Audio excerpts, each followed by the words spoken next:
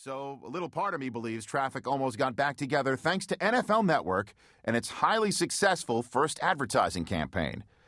It was also quite a prescient campaign because once I hopped out of the hot tub, I quickly discovered that hosting NFL Total Access did, in fact, serve as my dream season pass.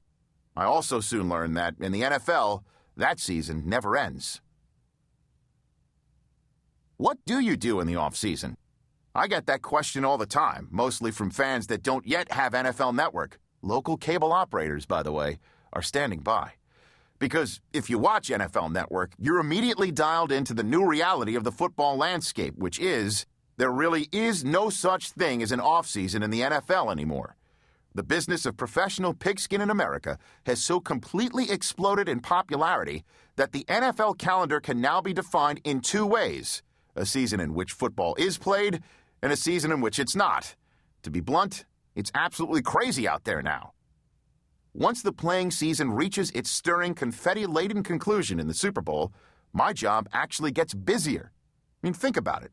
As the NFL regular season rolls on, more and more teams fall out of contention, meaning fewer and fewer teams with relevance remain.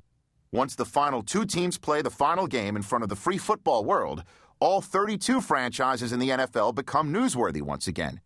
It usually doesn't take long for news to pop. For instance, the league's near billion-dollar free agency period begins a mere 3 weeks after the Super Bowl. In between, serving as one luau of a distraction, you have the Pro Bowl, the league's annual All-Star game held in Hawaii every Sunday after Super Sunday. No fewer than 10 days after that comes the NFL Scouting Combine in Indianapolis, where every single draft-eligible player gets poked and prodded and tested and scoped and run about an empty RCA dome under the watchful eyes of every stopwatch-wielding head coach, general manager, and scout in the game. It's where the talent evaluation process begins in earnest because it's the first time in months when the coaches and general managers can take part in this process without that pesky thing called a playing season to occupy their time. In March, the NFL owners have their day, not only with the aforementioned free agency sweepstakes, but also with their annual meeting.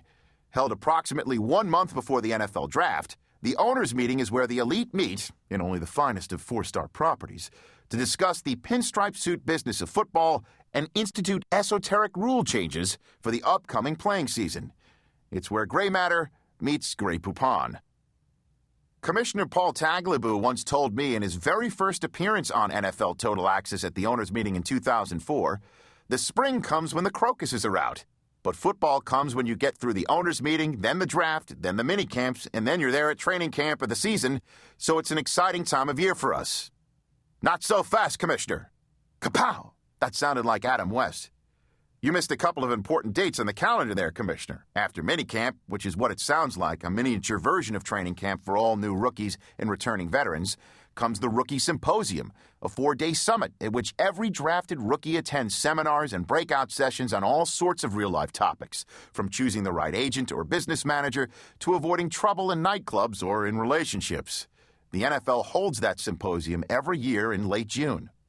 Only then does the bulk of the NFL actually take a vacation. I usually take 2 weeks off every July, just like many head coaches. In fact, in the fortnight around July 4th, most team facilities are virtual ghost towns. Coaches, scouts, secretaries, you name it, gone fishing.